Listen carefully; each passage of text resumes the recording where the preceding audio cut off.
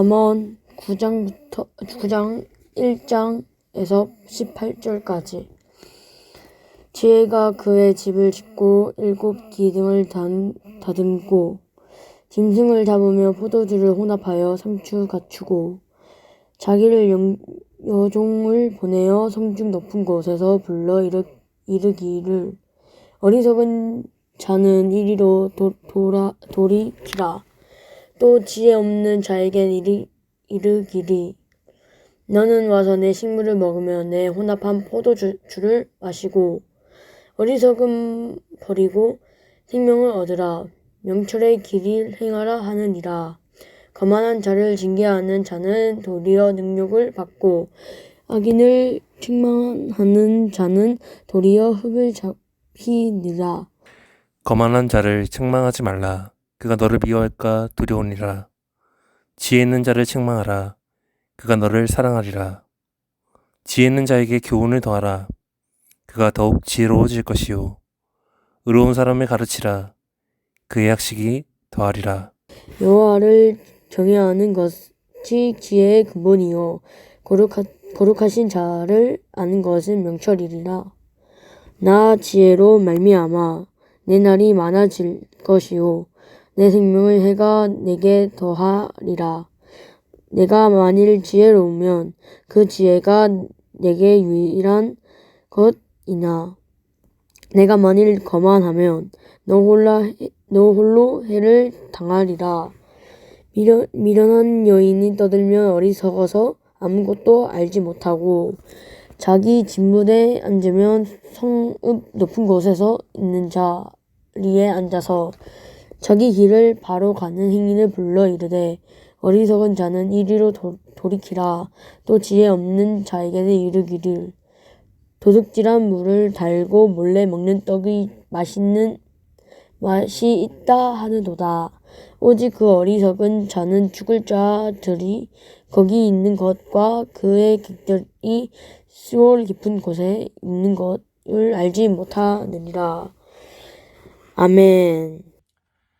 우리는 살아오면서 친구나 혹은 사회에서 알게 된 사람들로부터 어떤 초대를 받은 경험들이 있을 겁니다. 뭐 집들이, 뭐 생일 잔치, 뭐 혹은 결혼식 같은 그러한 초대를 우리가 받은 경험이 있을 겁니다. 그런데 그러한 초대를 받아서 참석을 하는데 그 자리가 정말 내 마음에 흡족해서 만족스러울 때가 있고 또 반면에 만족스럽지 않을 때가 있습니다. 왜 만족스럽지 않겠습니까? 뭔가 전체의 분위기가 나와 맞지 않다라고 그렇게 생각이 들 때에 그럴 수 있는 것이죠. 그러니까 뭔가 이렇게 음식이 맛있고 아니고 이것과는 상관이 없이 거기서 흘러가는 대화의 분위기, 장소의 분위기에 따라서 만족스럽거나 그렇지 않거나가 결정되는 것이죠. 그리고 가장 중요한 것은 뭐냐면 초대한 사람이 누구인가?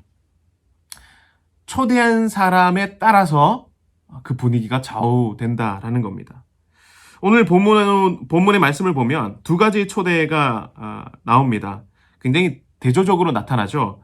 하나는 지혜의 초대이고 또 한 가지는 미련한 여인의 초대입니다.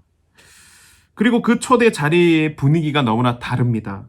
왜냐하면 그 초대한 사람이 누구인가에 따른 것이죠. 먼저 지혜의 초대를 보면 우리가 본문을 보더라도 최고의 잔치상을 차려놓았구나 라는 것을 보게 됩니다. 우리 1절의 말씀을 보면요.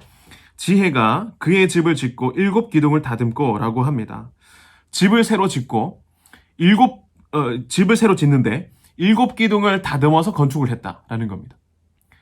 사람 초대하는데 집까지 지어요.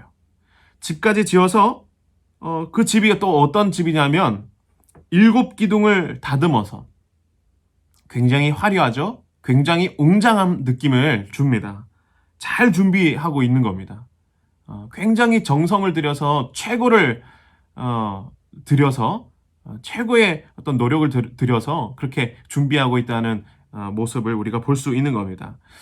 그리고 또한 이 일곱이라고 하는 표현, 이 성경에서 수사학적인 표현으로서 완전수를 종종 나타내기도 합니다.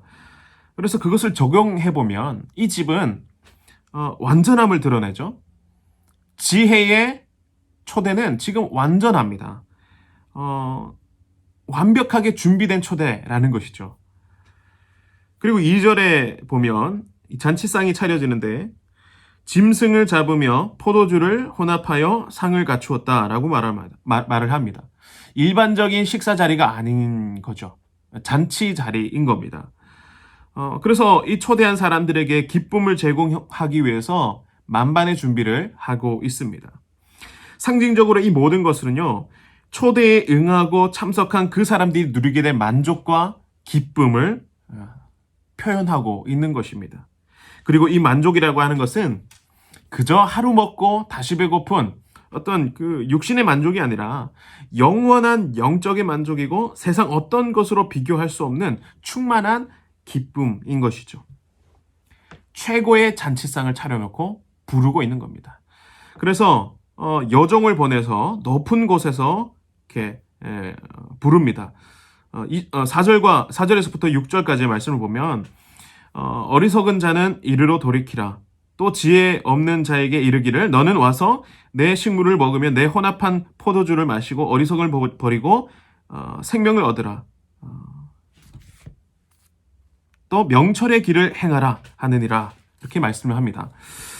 이러한 그 기쁨의 초대를 지혜가 사람들에게 하는데 지혜는 사람들에게 말하고 있습니다. 진정한 희망이 무엇인가? 공의와 정직이 무엇이고 또 생명과 명철의 길이 무엇인지를 알려주고 있다라는 것입니다. 이것과 비교해서 우리 13절부터 18절까지는 미련한 여인의 초대를 이야기하고 있습니다. 첫 문장부터가 다르죠. 13절에 보면 미련한 여인은 떠들며 어리석어서 아무것도 알지 못한다.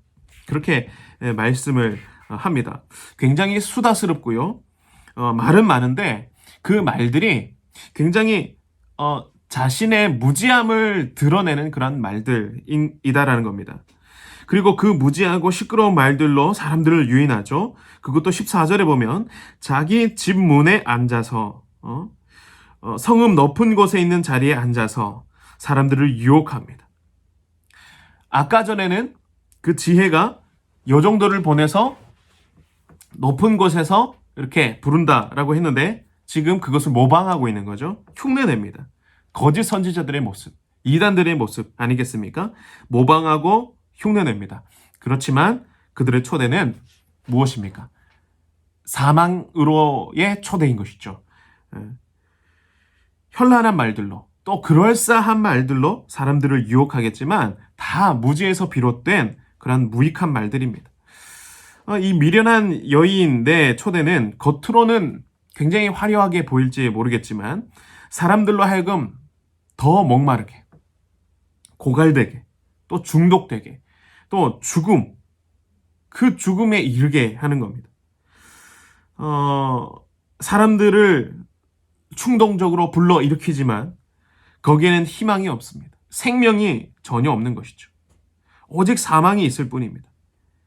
게다가 미련한 여인이 차려놓은 상이 어떤 상이냐 하면 우리 17절에 보면요. 도둑질한 물이 달고 몰래 먹는 떡이 맛있다 하는도다 라고 이야기를 합니다. 그러니까 이 잔치상에 차려놓은 음식들 거짓말로 혹은 도둑질로 남이 만든 떡이죠. 도둑질한 음료다라는 겁니다. 거짓과 불의, 비도덕성을 이야기합니다. 남몰래 저지르는 일들이 꿀맛이라고 그렇게 유혹을 하지만 이 거짓말에 현혹된 자가 가는 곳은 결국 사망의 길이다라는 것입니다. 그것을 보여주는 것이 18절의 말씀입니다. 오직 그 어리석은 자는 죽은 자들이 거기 있는 것과 그의 객들이 수월 깊은 곳에 있는 것을 알지 못하느니라. 죽은 자들이 거기 있다라고 하는 겁니다. 객들이, 손님으로 왔다가 스올에 갇혀 있다라고 이야기를 하는 것이죠. 그러니까 들어오는 문은 있는데 나간 사람이 아무도 없는 겁니다. 이 미련한 여인은 사람들을 유혹합니다. 사람들을 유혹하면서 사람마다 충동을 억제할 수 없도록 합니다. 분별력을 상실하게 만들고요. 그리고 충동적인 결단을 하게 만드는 것이죠. 이 지부에 들어오면 쾌락이 있고 성공이 있고 세상 출세가 있고 1억 천금이 있더라 라고 이야기를 하면서 유혹을 하는 겁니다. 그리고 많은 사람들이 또 그 집에 들어가기를 주저하지 않고 있다는 사실이죠. 오늘날의 현실을 보면 이 미련한 여인이 초대하는 그 잔치와 같이 우리 사회를 중독에 빠지게 하는 그런 요소들이 너무나 많습니다. 그런데 그게 사망의 길인 줄 모르고 도둑질한 음식을 먹으면서 그것이 주는 쾌락에 취해버리는 것이죠. 그러한 것들은 먹으면 먹을수록 더욱 갈증이 심해지고 심해져서 그곳에서 빠져나오기가 어려워지는 겁니다. 지혜가 지나가는 사람들에게 호소합니다. 생명을 얻으라고, 명철의 길로 행하라고 말을 합니다. 그런데 거만한 사람들은 별로 이 지혜의 초대에 관심이 없습니다. 들으려고 하지 않습니다. 그 사람들은 미련한 여인의 집 앞에 가 있습니다. 그것도 줄 서서 기다립니다. 마치 무슨 인기 있는 그 맛집 앞에 장사진을 이루듯이 사람들이 몰려듭니다. 서로 들어가려고 다투기까지 합니다. 그들은 지혜의 초대, 지혜의 외침을 듣지 않습니다. 무시합니다. 하지만 지혜로운 자는 겸손히 받아들여서 더 나은 판단력과 배움의 기회를 삼는 것이죠. 10절의 말씀을 보면 여호와를 경외하는 것이 지혜의 근본이요 거룩하신 자를 아는 것이 명철이니라. 지혜로운 자는 하나님을 경외하기 때문에 그 지혜의 초대에 기꺼이 나아갑니다. 훈계가 있겠지만 또 책망이 있겠지만 그 훈계와 책망을 달게 받습니다. 왜냐하면 하나님께서 그것이 생명의 길이다라는 것을 말씀해주고 있기 때문인 것입니다. 거룩하신 자를 아는 것이 명철이라 라고 말씀합니다. 여기서 안다라고 하는 것은 단순히 하나님을 지식적으로 아는 것을 이야기하지 않습니다. 문자적으로 아는 것을 이야기하지 않습니다. 경험적으로 아는 것, 그것을 이야기하는 것이죠. 그러니까 하나님과의 친밀한 관계, 하나님과의 친밀한 교제 가운데서 하나님을 알아가는 것을 이야기하는 겁니다. 그래서 명철을 가지게 됩니다. 통찰력을 가지게 되는 것이죠. 의의 길이 무엇이고 생명의 길이 어떤 것인지를 알게 되는 겁니다. 하나님과의 깊은 교제 가운데 있을 때에 진정한 행복을 깨닫고 경험하게 되는 것이죠. 여러분, 우리는 인생의 어떤 선택을 하는가에 따라서 우리의 삶의 내일이 달라진다는 것을 알아야 합니다. 작은 선택들조차 그것이 커다란 결과를 낳을 수 있다는 것을 우리가 늘 알아야 합니다.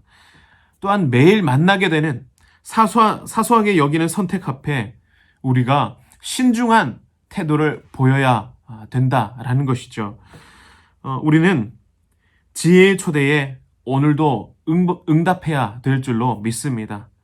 우리의 세상에 많은 지식과 정보를 의지하지 않고 오직 여호와를 경외하는 마음, 하나님을 알고 하나님을 사랑하는 마음으로 그 길에 훈계가 있고 책망이 있을지라도 그것이 우리가 생명을 얻는 길이고 거룩하게 이 땅 가운데 진정한 행복을 누리면서 살아가는 길임을 의심하지 말아야 할 것입니다. 그것이 우리가 매일 하나님 나라 잔치를 기쁨으로 누리는 방법입니다. 하나님을 경외하고 그 지혜를 받아들이는 것이 우리 가정을 튼튼히 세워나가고 또 우리 자녀들을 영적으로 건강하게 길러내는 방법인 것입니다. 여러분, 오늘도 이 지혜의 초대, 예수님의 초대에 기꺼이 응답하심으로 생명의 길, 명철의 길을 걸어가실 수 있는 저와 여러분들 될 수 있기를 소망합니다. 오늘 이 하루 말씀 붙들고 승리할 수 있기를 주님의 이름으로 소망하고 축복합니다. 우리 함께 기도합니다. 지혜의 성령 하나님, 오늘도 저희를 붙들어 주옵소서. 거만한 저희들의 모습을 고쳐 주옵소서. 하나님을 경외하는 지혜자가 되어서 오늘도 지혜의 초대에 응답하며 거룩하게 진실하게 살아갈 수 있는 저희들 되게 하여 주옵소서. 미련함을 버리고 분별력을 가지고 이 땅 가운데 살아가게 하시고 옳은 길을 따라서 정직하게 살아가게 하여 주셔서 우리에게 주시고자 하시는 평안과 기쁨의 잔치를 온전히 누리는 저희들 되게 하여 주옵소서. 함께 하실 것을 믿습니다. 예수님의 이름으로 기도드리옵나이다. 아멘.